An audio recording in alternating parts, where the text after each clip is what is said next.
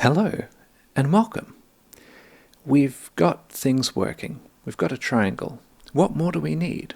Well, we are kind of coding in our vertices by hand. Take it from someone who knows this is not the way to live your life. So let's go in and fix that. Come on, let's go. To start with, the first thing we want to do is go to our shader vertex and see that all this has been hard-coded. It's not so great. So what we'll do is we'll set up layouts.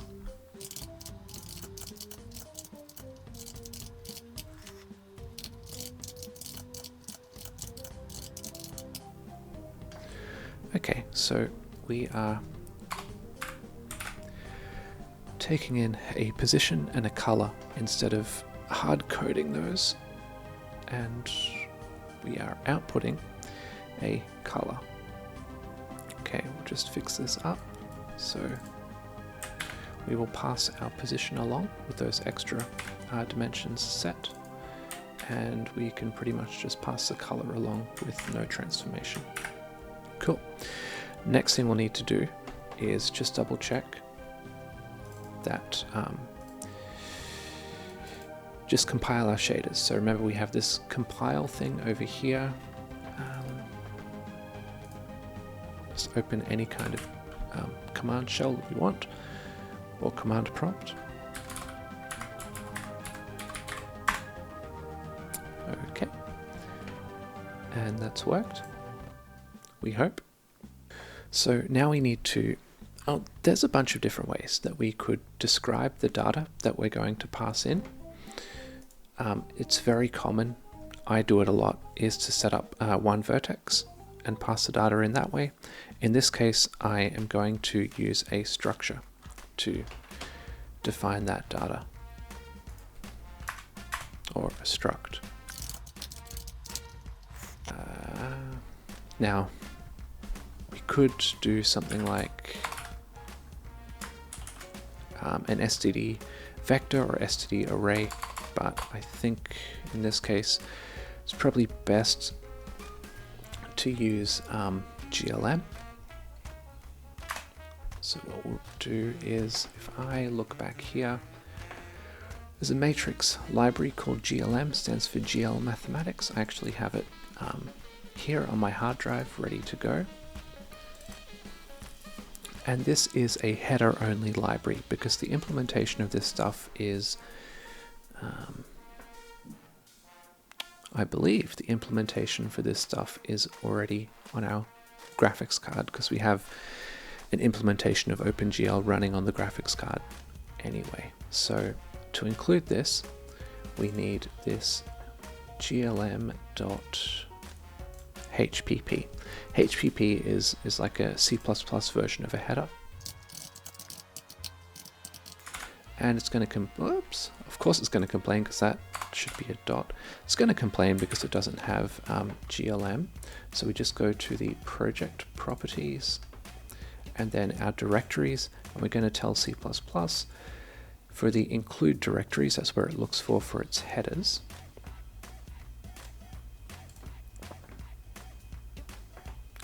To look where I have installed this.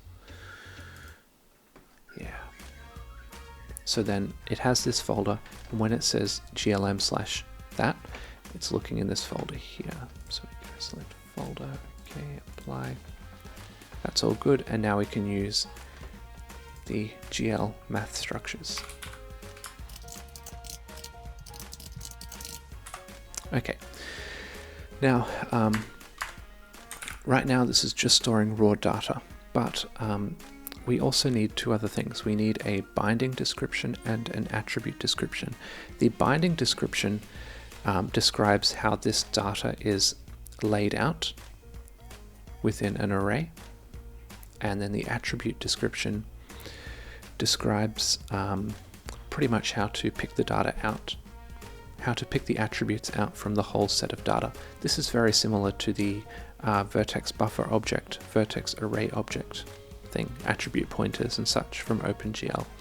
So here's how I'm gonna do this.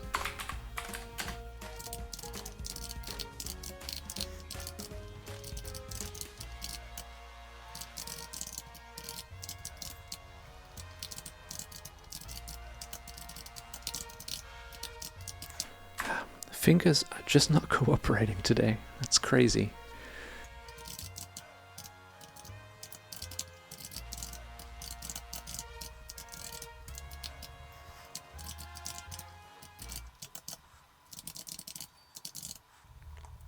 Okay, so hopefully this is kind of making sense. So binding is just 0 because by default we're just doing one binding on our we're just passing in one set of data for our vertex shader.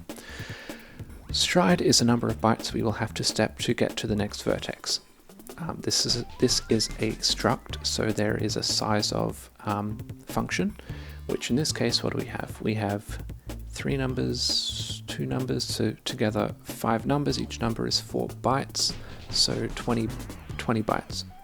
But we can use this function as well to make it more generic.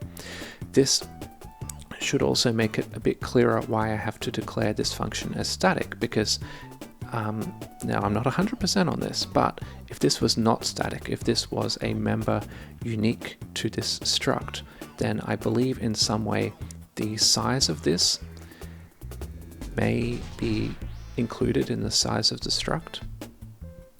I'm not 100% on that, but that would make sense. Anyway, so we're going to set this as static, so it's kind of a global function which is bound to the concept of the structure of the struct, but not to any particular struct instance, if that makes sense. And you'll see in a second how we use this. Input rate, we're going to go with input rate vertex, saying that this is per vertex data and not any of the other options. Okay, cool. So we are going to do something very similar for the attribute stuff. I'll just note here, so what we want is really, so I'm rambling a lot today. We've got 2 attributes, position and color.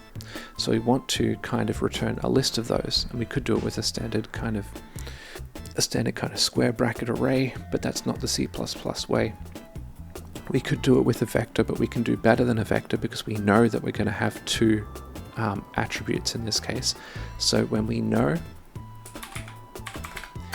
the number of elements ahead of time, we can use an array, which is very similar to a vector.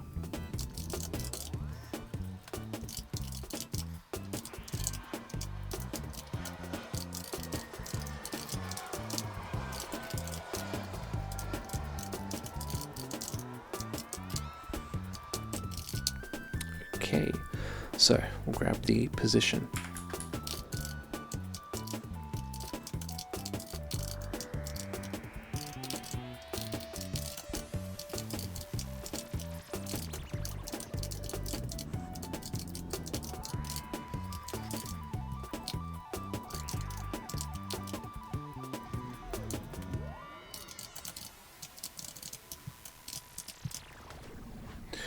Okay, so what do we have here? Well, we are working with, again, the default binding. Position is location 0. That was defined inside the shader. This bit's a little bit weird. So remember, in general, a vertex can have, like up to 4 numbers. Each of those numbers are 32 bits, and for some reason, Vulkan just uses RGBA to describe those. So to say, hey, I'm going to send in 2 32-bit numbers, we have to go R32, G32, even though this isn't red, green, it's X, Y, but it just is what it is. S float stands for signed float, not unsigned. And then we have this bit here. The offset is, well, in this case, 0, right? Because we start at the start of the array. The first bit is the first X value. However, we can see here this is defined by the preprocessor. It's a size type variable, and what they do is they basically take this struct here, and they take this variable within the struct, and they count in the memory allocation how many bytes it is past the pointer to the struct, if that makes sense. Okay, so as we can see here, we have our struct, and then we have our first thing, so there should be 0 offset here. Then we'll do our color.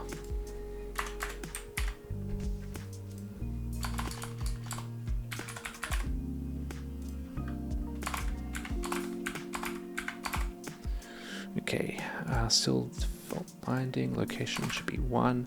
We're now sending in 3 of those numbers, so RGB, which actually is RGB in this case.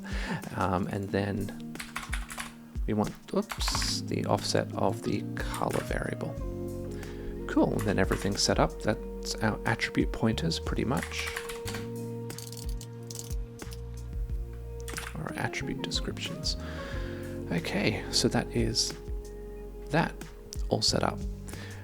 The next point is in the creation of the graphics pipeline. So in our Vertex fetch, we see here we have, in previous videos, we set Vertex binding descriptions to nothing, and same with the attribute descriptions. That's okay.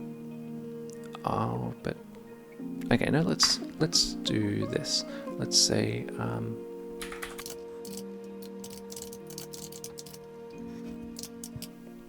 so again, because this is a static method, we call it as kind of a namespace thing. So the namespace we're looking at is the Vertex namespace. I don't know if namespace is right, but scope, at least, the scope of the struct. And there we have that. Okay. No, that's the wrong one. There we are. Okay, cool. So now we do, in fact, have one of both of these. The binding descriptions is a... There we have it there. And it's not quite right. Okay, first of all, hard-coded. No, not anymore. Okay, but it's not really 1, is it? It's 2. But let's make it as general as possible. So we'll take the size of that.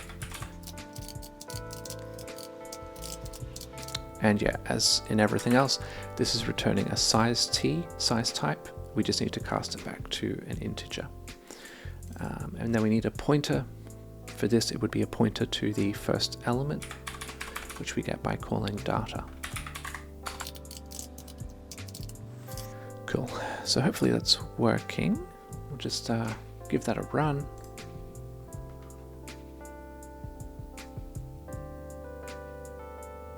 And that's a good sign, right? Because we don't have any data. We do not have any Vertex data. We'll get to that.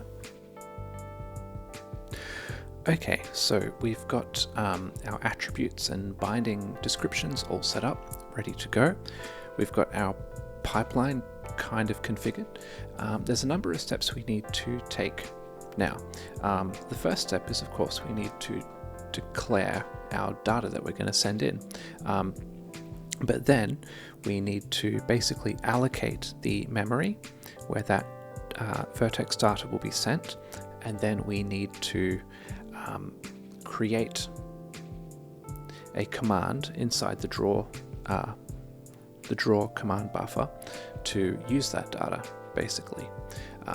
But we'll start with the easiest part. Let's create our Vertex data.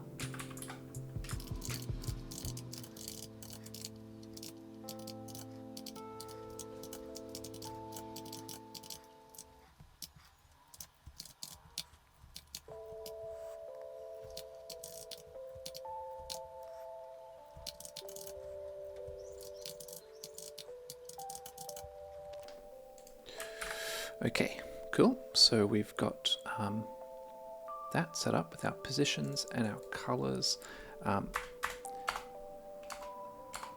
Now we are going to need a vertex buffer. Okay, Cool. So we need to create the buffer. Now, just open up here. As I was saying, first of all, we create the buffer and allocate the memory, and then we alter the command buffers so that part of the drawing command is binding the vertex buffer, basically. So for that reason, the vertex buffer needs to be created before the command buffers. So we'll create a function for that, and then we'll go down. And I guess we'll put this here.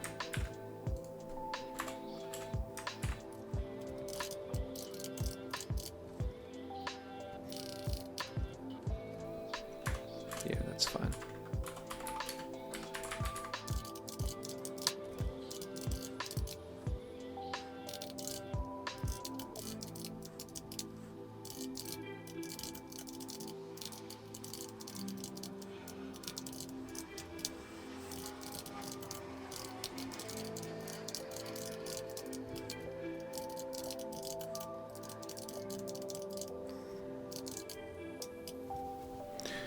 Okay, so we specify the number of bytes that we're going to be using here, and we specify that this buffer, because a buffer is just a general purpose list, right? A general purpose array.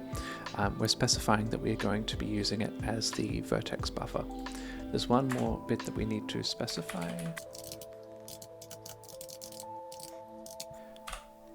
We're not, it's only one thread pretty much, which is going to be operating on this, or one command buffer which is going to be operating on it, and for that reason it is exclusive. Okay, so then we go ahead and create the buffer.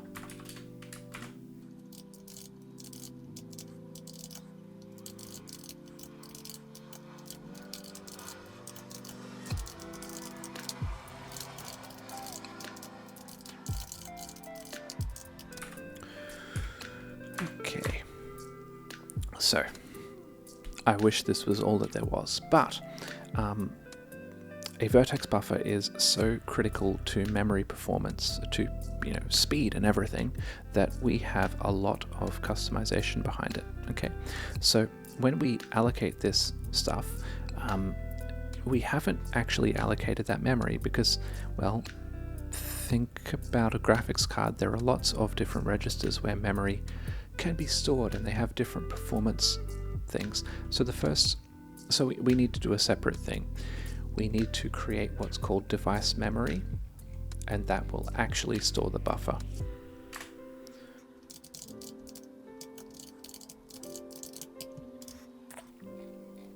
So now what we need to do is we need to query, based on the vertex buffer which we've declared up above, what types of memory do we require.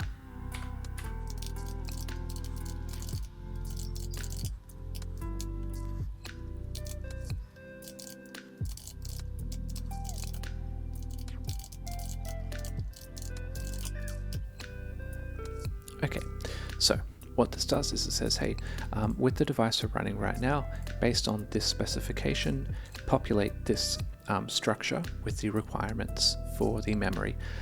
Examples of requirements are the types of memory which is supported, the number of bytes. Just depending on some things, the number of bytes might need a little more than what we've declared here, and that sort of thing. So I'm going to just double checking. Okay, I'm going to write another helper function. Now this will seem a little strange. I'll just write it out and then do my best to explain it.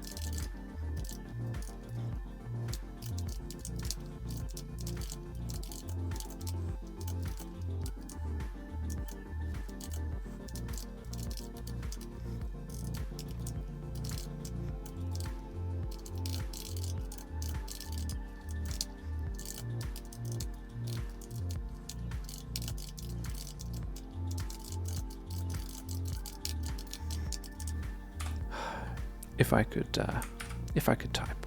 Okay. So this is a bit to wrap our heads around, but I'll try to give the basic idea. So what we're doing is we're saying, okay, so our graphics card has heaps of different memory types.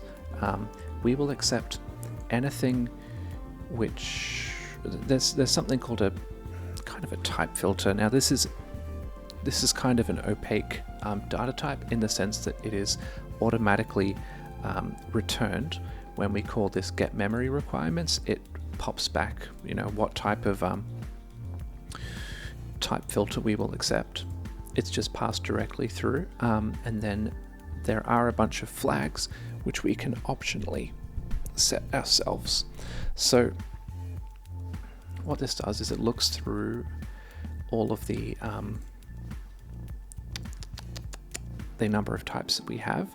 Now this operation will take like a binary 2 and keep raising it up to a power, exponentiating it by 2, because it's right shifting it, left shifting it. So this goes 1, 2, 4, 8, and so on. And if that matches any of the bits in type filter, then that's okay. So type filter is the weird part of this conditional, because it's strange, but it does kind of get internally set, so we can just, there's the code, it runs, it's fine. Now the next thing is we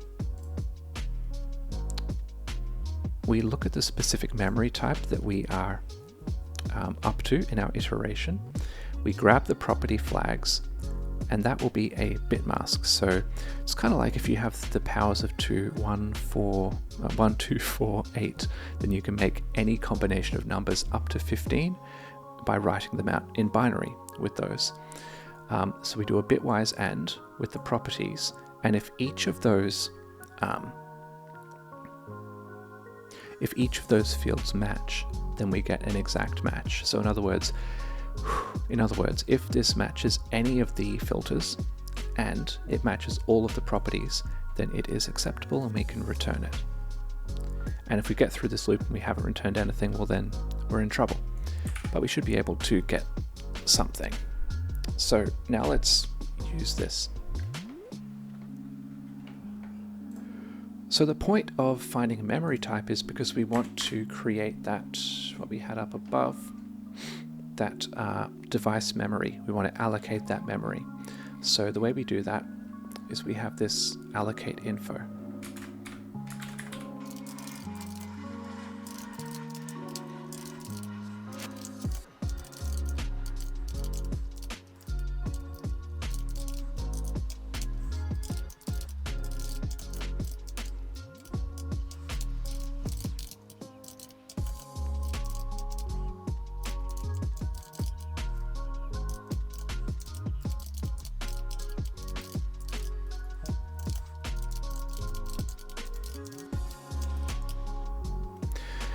Okay, so we've got this allocation info. Again, memory requirements has been populated with a bunch of information, including the size in bytes that we need. And it also has these type bits. They're automatically set. We don't have to worry about that bit at all. There are 2 flags here which are important. Okay, host visible means that the host is the CPU, so the CPU can talk to it. Our C++ code can talk directly to the memory without an intermediary. And host coherent means it's kind of like when you're doing input-output with file streams. You would need to flush the stream to make sure that flush the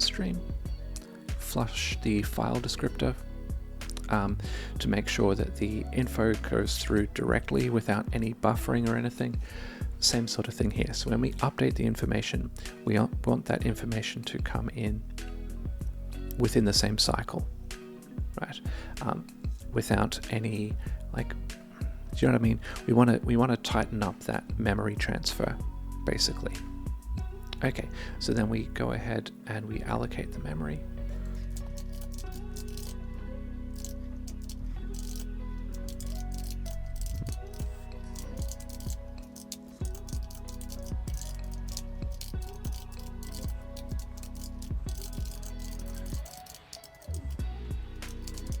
Okay, so this is set up. The memory is allocated and everything. The next thing we need to do is actually send that memory in from the CPU. So we'll go ahead and do that.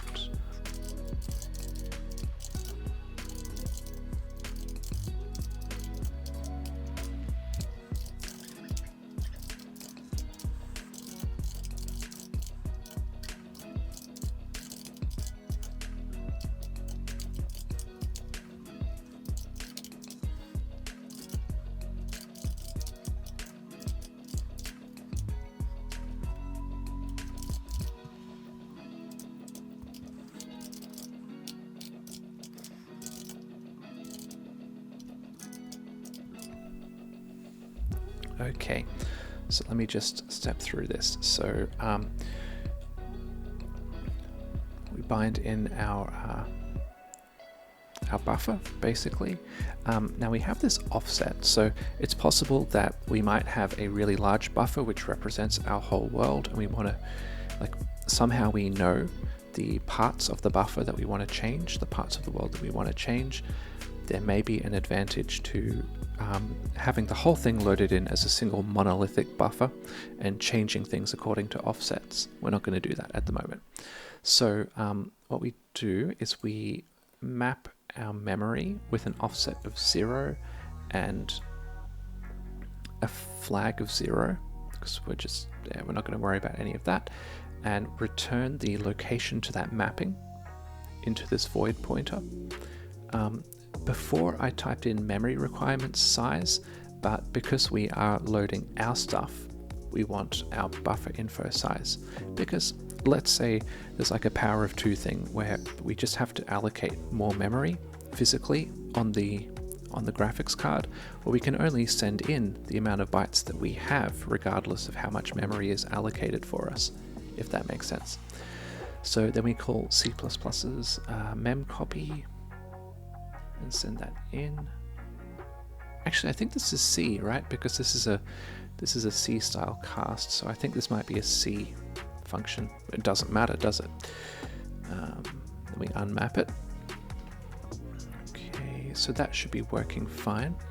Of course, what I haven't talked about is we need to, because we've created things, we need to free them up as well.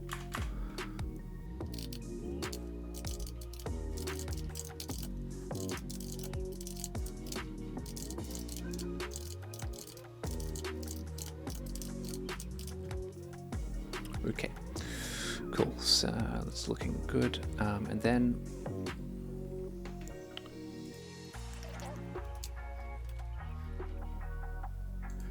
right, so now it's the command buffers.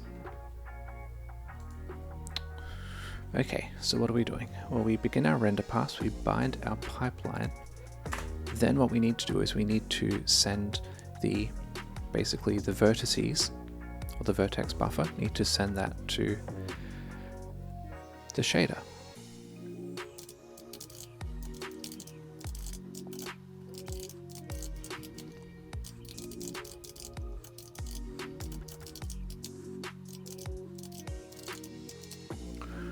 Okay, so we're going to bind the vertex buffer. We are working with our current command buffer.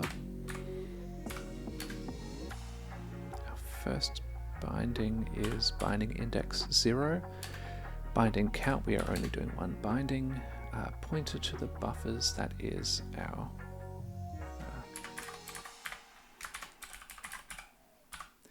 and the offsets is there. Okay, so then we draw things. And this code that we have here is pretty good, but we should probably just make this a little more general. So we can say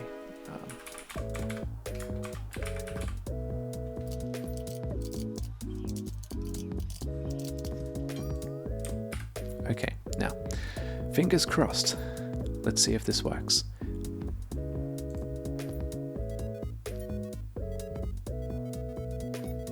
Nice. Okay, so we are defining our own data and we're sending it in. Let's experiment with that.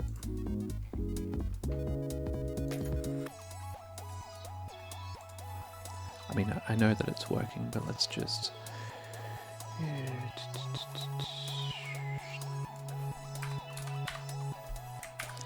So the single point of the triangle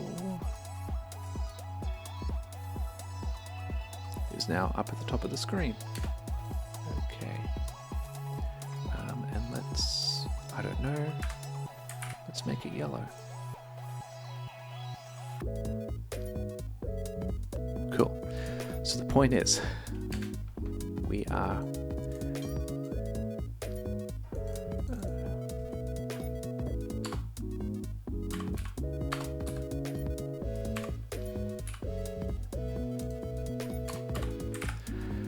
okay, so that's cool. We've got more control over our program, which is always good.